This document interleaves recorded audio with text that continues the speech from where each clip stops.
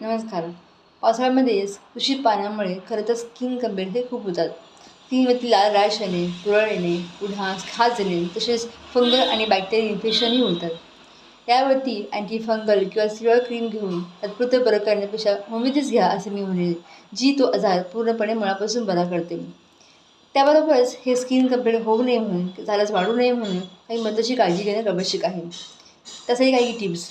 Number 1 ते म्हणजे दूषित पाण्यामध्ये जाणे टाळा. पण जर जावं लागले तर आल्यानंतर गरम पाण्यामध्ये थोडंसं मीठ टाकून तुम्ही त्या पाण्याने स्वच्छ हातपाय धुवा किंवा अंघोळच करा. नंबर 2 ते म्हणजे अंग हे शक्यतो कोरडे ठेवा.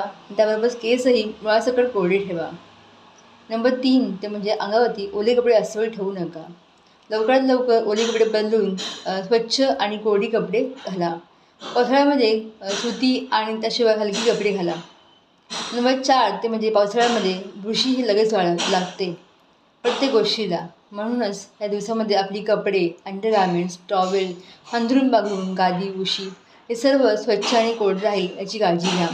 त्याला फंगल किंवा बुरशी लागणार नाही याची काळजी घ्या. अशा तऱ्हेने काही महत्त्वाची काळजी घ्या. त्याबरोबरच आपला आहार हा संतुलित आणि योग्य ठेवा. शिवाय पुरेसे पाणी घ्या. आपल्या आरोग्याची काळजी घ्या. धन्यवाद.